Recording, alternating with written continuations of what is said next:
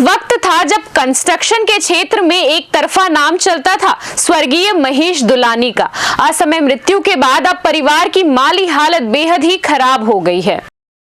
जहां पत्नी अपने 3 बच्चों के साथ जिस घर में रहती है वो घर भी कर्ज में डूबा है, कारोबार और सब कुछ चला गया। जहां चाची ने भतीजे पर आरोप लगाए हैं और अब जिस घर में रहती है उस घर की भी कुर्की हो रही है, जिसे बचाना चाहती है और फरियाद लिए कलेक्ट्रेट कार्यालय पहुंची और जांच की मांग की है। क्या सही क्या गलत, किसका कितना कर्ज था और किसने कितना छुपाया और कितना पटाया, ये तो जांच के बाद ही सामने आएगा।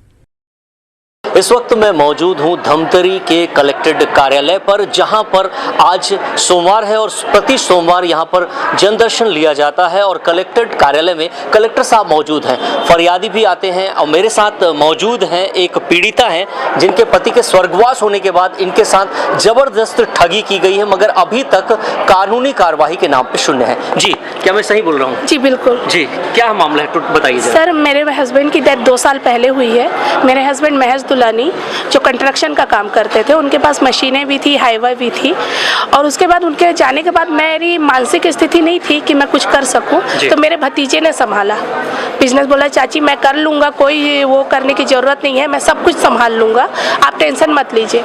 मुझे 10 महीने तक कुछ पता नहीं चला। 10 महीने के बाद अचानक एक दिन मेरा भतीजा मेरे घर में बैठा और बोलता है कि चाची हम घर खाली सिलेंडर करके जा रहे हैं चोला वालों को, क्योंकि अब मैं किस्त नहीं पटा सकता। तो मैंने कहा मेरे पति का बीमा हुआ होगा जी, बाकी चीज़ों का बीमा हुआ है और तू उसका पैसे का हिसाब भी नहीं बताया। तो मैं बोली कि क्या बोलने से बीमा हुआ होगा, तो उसने कहा नहीं बीमा आपके नाम पे है। मैं बोली ऐसा होता ही नहीं है, लोन जब वो लिए तो बीमा मेरे नाम पे कैसे?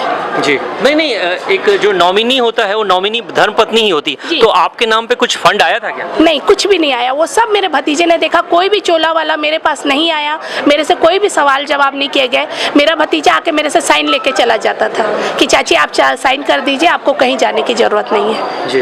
उसके बाद उन लोग घर खाली करके चले गए। कितना लोन था घर पे? कितना लोन? घर पे 49 लाख का था।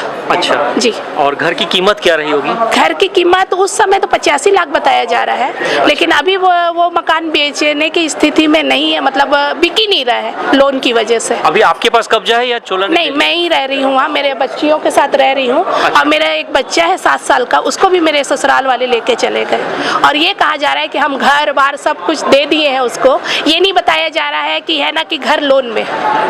और इधर चोला वाले मेरे को इतना ज़्यादा तारीफ कर रहे हैं घर खाली करने के लिए। अब मैं अपनी बच्चियों को लेकर मैं कहाँ जाऊँ?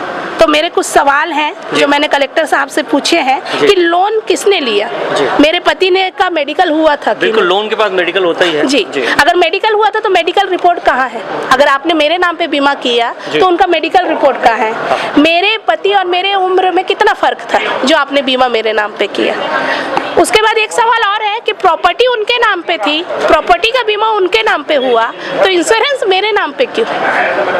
मेरे घर किनके नाम पे था? घर मेरे हस्बैंड के नाम महेश दुलानी के नाम पे था। अच्छा। लोन भी उन्होंने ही लिया था, उनके ही अकाउंट से पैसा कटता था और उन्हीं के अकाउंट से आया है। और मेरे पास ये डिटेल है कि इसमें से इंश्योरेंस का पैसा कटा है 99,000। अच्छा। एक ही बार का 8 साल का है वो।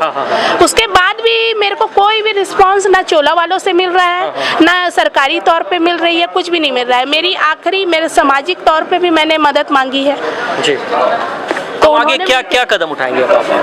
अगर मुझे घर से निकाला गया, उस घर के अलावा मेरे पास कुछ नहीं है, मेरी आर्थिक स्थिति बिल्कुल नहीं है कि मैं कुछ कर सकूं, तो यही है कि मेरा घर मुझसे ना छीना जाए, इसके सही कार्रवाई की जाए। क्या सही है उसको निकाला जाए निष्कर्ष, नहीं तो फिर उसके बाद इच्छा मृत्यु के अलावा मेरे पास कोई नहीं। कलेक्टर साहब क्या बोले? कलेक्टर साहब से मुलाकात नहीं हो पा रही है। अच्छा। मैं उससे पहले भी आई हूँ तो कलेक्टर साहब को आवेदन दिया हुआ है, लेकिन मुलाकात नहीं हो पा रही है। और मेरे पास पूरा डिटेल है।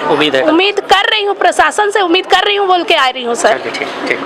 तो आपने देखा कि एक जो पीड़िता है वो अपने दुख बयां करने पहुंची हुई है। उनके साथ उनका आरोप है कि परिवार के ही सदस्य ने धोखाधड़ी की है और एक घर जो कर्ज से लदा है उनके नाम पर छोड़ दिया गया है और लगातार जिस कंपनी के द्वारा फाइनेंस की गई है उस कंपनी का तगादा भी आ रहा है। और अब ये जो पीड़ित महिला है वो प्रशासन से गुहार लगा रही है कि उन्हें न्याय मिले और उन्हें जांच हो, उसके बाद कार्रवाई की जाए।